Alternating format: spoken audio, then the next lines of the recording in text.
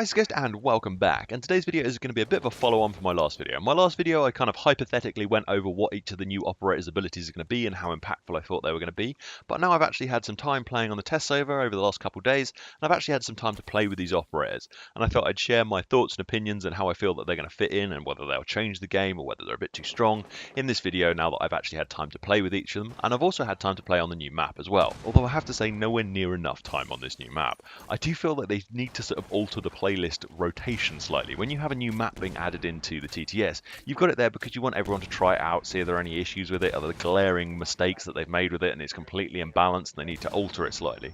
And without having the playlist altered slightly, you get this map so infrequently, especially the 90% of the people who are playing on the TTS are going to be playing on casual because they're not ranked 20, they don't have ranked unlocked. So there's a huge amount of maps that are available to you in the casual game mode. And not having this on a higher rotation means you get it very, very infrequently. And I'd love to see a change come to the TTS in the future that has the new maps come up higher, more in rotation, so you get it sort of once every 4 or 5 rounds or something like that. So you actually get to play it loads and see what this new map is like. Whether they've done this to try and keep the sort of hype behind it a little bit more, so people who have access to the TTS don't just sort of ruin it for everyone else, and you see this whole new map, and it's not really that sort of a bigger sort of wow, this is incredible. But I don't know. I kind of feel it should be a little bit more. It should be a little higher in the playlist rotation. That's just my personal thought, anyway. Anyway, moving on to the map itself. I friggin' love this map. Although, as I said, I have very limited playtime on it, and that may change the more I play it. As it currently sits, I think it's an awesome map. I love the whole new dynamic of not having to enter across a parking lot, across a field, across sort of. You have to approach the building, and because of that, you don't have to worry about spawn peekers, or at least in the same respect. For the first 20-30 seconds of a round, you don't have to worry about spawn peekers, which you kind of always have to have thought in the back of your head. Are people going to be spawn peeking me on every map? Because it is such a sort of a prevalent way of playing. Not a prevalent way. It's quite an effective way of playing. If you can knock out a couple of people for the price of one person, it's fairly effective to go and do it. Although incredibly irritating. It winds me up a lot being spawn peeked. Although there are very easy counters to it. Put a drone in the spot that you know people are going to be spawn peeking in. You can kind of counter it quite easily. And most of the time you're going to have an ACOG and they won't. So you should be able to take them out before they can take you out if you know where they're coming from. Also, another big thing about this new map is you can't run outside on it. Because there is no outside, you don't have to really worry about that whole enemy detected outside. And I really like this. I've always got very annoyed with the ability to run outside, although I do it sometimes, and it is sometimes the only way you can counter certain operators. Back in the day when Blackbeard was first released, one of the only ways to actually beat that operator was to run outside. If he was set up on a window, you couldn't really take a fight with him face on. You had to literally run outside and take him from an angle he wasn't expecting you. But that's old news. We're talking about this new map, and yeah, that's not something you really have to worry about in this game. You've got a very different way of attacking the map, and I really like it. It brings a very novel new way of playing the game, and I'm really enjoying it. I think it's spectacular. Now let's move over to the new operators. Before I start though, I do have to apologise. I did call him Virgil in my last video, not Vigil, and that is down to me being slightly dyslexic, and when I read the thing, my brain just put an R in there. It doesn't belong there, but my brain sort of felt Virgil was his name, so hence I said Virgil. So I do apologise for that. His name is Vigil. And with that said, let's talk about Vigil himself. He is a 3-speed movement operator, which allows him to be a very effective roamer, and to help augment his roaming capabilities is his special ability. His special ability works on a very similar premise to Caviera's, and you can activate it for a short period of time, then it'll need to go on cooldown before you can use it again. You don't have to use it for its full duration, you can stop it and reactivate it in a slightly shorter cooldown if you want to, but it works on that same premise. I'm sure you're all aware of how Caviera works at this point, so you understand how that ability works. During the uptime of his ability, he becomes invisible to all drones and hacked cameras, meaning that he's able to move around without anyone really knowing where he is. Now, although he is completely invisible to these camera feeds, there is a small effect showing his general location when he activates his ability. When you activate it, you can see the sort of white hacker mark on the bottom of your screen, and if the attackers are using a drone or a camera feed in your area and you're around them using your ability, they get this same idea that you're around here. They don't really know where you are, but they have a general idea of you should be sort of near them. They just don't really know where you are. On a small map like this one, which is plain, you're able to sit on the middle floor, and the ability will affect downstairs and upstairs, so it makes it very difficult to pinpoint his position, meaning that you slow the attackers down massively when they're attacking an objective. Although he doesn't have the same direct effect on a defense of an objective like someone like Mute or Jaeger or Bandit or even Mirror for that example, you still slow the attackers down so much in the fact that they don't really know where they are. You don't really want to rush towards an objective if you've got one defending operator. You don't know where they are. They can be sat anywhere on the map, and you don't really have any sort of real idea of where he is. And as you kind of, or as you should rely very heavily on your drones when you're attacking. You always want to be droning a room before you enter into it. Having an operator like this where you can sit and be completely invisible to drones and you don't really know where he is. You know he's kind of around there, but you don't know where he is. It slows everything up so much. And when you've only got a very limited amount of time to attack an objective, as in ranked you've only got 3 minutes to attack one of these objectives, slowing the attackers up by that much time trying to find you, or if they do spend a minute and a half finding you then killing you, you've slowed them up so much they've got very limited amount of time before to attack the objective and kill the rest of your team as well. He is great at slowing a team up, and I really enjoy playing him. Now, he isn't completely overpowered in the fact that he does obviously give this sort of effect that you know he's in that general area. You can then sort of choose to avoid that area of the map and go somewhere else, or you can use his sort of specific counters. His heavy counters are IQ.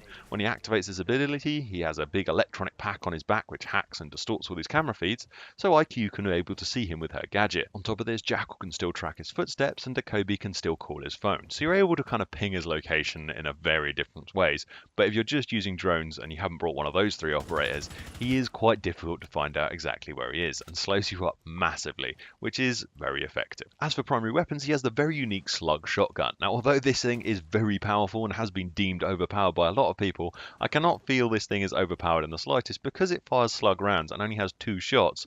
Yes, these things are able to down you from a significant distance. You have to be very accurate with this weapon, and if you miss a shot, this weapon becomes incredibly ineffective. So for that reason alone, it's not overpowered. His other one is a assault rifle SMG hybrid, and it hits a bit harder than some of the other SMGs, but has a slower rate of fire, but is incredibly accurate. I really enjoy using this weapon. It's awesome. As for his sidearms, he has 2 fully automatic sidearms in the SMG-12, which has a ridiculously high rate of fire, and I think one of the highest rate of fires in the game, and has a fairly respectable amount of damage and about a 30 round magazine. Very powerful weapon. You can also equip the red dot sight on it, though to balance it out, it has some of the most insane recoil I've ever seen in a weapon.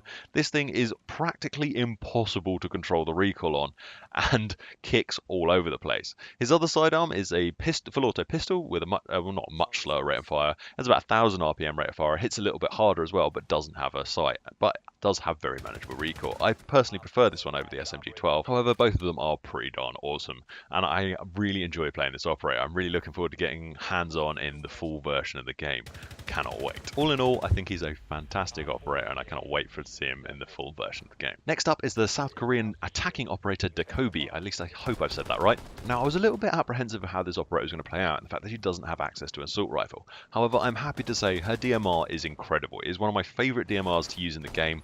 I don't know why it feels so much better than all of the others, but I just love this thing. It feels incredible, and she isn't in the slightest bit hampered. With this DMR, which is incredible, and paired with those incredible secondaries, she is a force to be reckoned with on the weapons front. As for her gadget, she has the ability to hack every single one of the defending operator's phones, causing it to buzz and vibrate. She can do this twice during a round. When the phone buzzes and vibrates, obviously it makes a lot of noise, and you can kind of ping people's general locations, which will catch certain operators out and have to change their way they play up. Like a Kavera loves to hide under desks quite often. If you call her phone, it starts buzzing and vibrating, you kind of know she's there, so she's going to have to play around this a little bit more.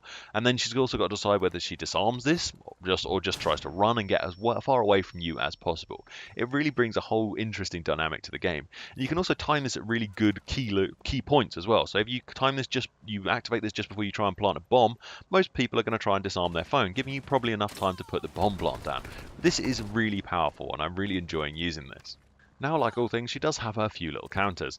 Number one is Echo. He doesn't have a phone, so you can't give him a call. And the other one is if you are sitting on top of a mute jammer, the mute jammer does block the signal and your phone will remain unhacked. So you have to be aware of things like this.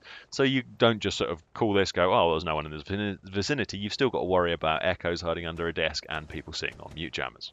Now, as well as this, I think she has a little bit of an overtuned ability, which is, if you manage to kill a defending operator, they will drop their mobile phone on the floor. When you hack their mobile phone, you gain access to all of the defending operator's cameras, including Valkyrie's cameras. Now, I think this is personally a little bit overtuned, and there's no way of countering this at all, other than shooting at your own cameras, which will then obviously reduce your own information gathering, and you get negative points for it. It does seem a little bit unfair, and I think this is just a bit too much. She didn't need this on top of her current ability, and to be able to hack Valkyrie's cameras, I don't think that's right, and there's no way of countering this. Even if you're all alive, or all four of you are still alive, and one person's run off and died, you cannot counter this. You cannot reset your cameras, and I do feel this possibly should be added in. Maybe only Valkyrie's able to do it, but she would be able to reset the camera system if she's still alive. I think that would be a better way of balancing out, or maybe just have it that she's the only one that's able to access these cameras, not your entire team, or you just have it for like 30 seconds or something. I think having it for the rest of the round and access to all of them, and the only way that they can kind of counter them is to destroy their own cameras. It just seems a little bit too strong. That's just my personal opinion on it anyway. Sitting in the realm of slightly overtuned operators, I feel Zafir kind of sits here as well. Now, I don't think Zafir or this ability of Dakovi's is overpowered. I just think they're a little bit overtuned and maybe need to be reduced slightly to sort of fit in line with all the rest of the operators. They don't stand out or stand on a pedestal to the rest of them. Now, a lot of people have been saying that Zafir is the replacement for Ashe. No one's going to play Ashe anymore now that Zafir is released because she does exactly the same thing. Ashe has flashbangs, Zafir has stun grenades. The stun grenades are much more consistent than a flashbang, because a flashbang you can turn your head away from it, doesn't affect you at all. If you turn your head away from a concussion mine, you're not going to be able to turn your head back by the time that Zafir jumps in the room. These are incredibly powerful. The way I think she's a little bit overtuned is the fact that she has 4 of these concussion grenades. The 2 impact grenades is fine. She isn't super fast. She's only a 2 movement speed operator. Her weapons aren't crazy. They are good. And I have to say, I love her assault rifle. That thing just sounds amazing. I don't really like the LMG, but that assault rifle is awesome. But having these 4 concussion grenades, which are very powerful, we know they're very powerful because Ela has them, or they have a very similar effect to Ela. They're not concussion grenades, Ela's, they're concussion mines, but they have that similar effect, and those are completely debilitating. That slows your movement speed down, that blurs your vision. They are very powerful, and having 4 of these, as well as the ability to breach 2 unreinforced walls, just gives her a little bit too much. And then on top of this as well, if you DB&O her and there's no one else around, she can pick herself back up. I know it's only with 1 health, but as we all know, 1 health and a dream is a saying within Rainbow Six Siege and can still be very effective. So I just think she's a little bit OTT at the moment. She's not completely broken by any means. She's not Blackbeard release level of broken, but she is very powerful, and I think she's probably going to get toned down a little bit as the time goes on. All in all, though, she is an incredible operator. I've had a lot of fun playing on the TTS with each 3 of these operators. I think Zafir probably sits as my favourite, and maybe it probably goes Zafir, Vigil, and then Dakovi. But by no means is Dakovi a bad operator. They are all awesome. The map is awesome. I cannot wait for this to hit the vanilla servers. It is going to be an epic season. I'm really looking forward to it. If you enjoyed this video, please leave me a like rating. If you'd like to see more videos from me, subscribe, and I shall see you on the next video. Thank you very much for watching, and goodbye for now. Bye.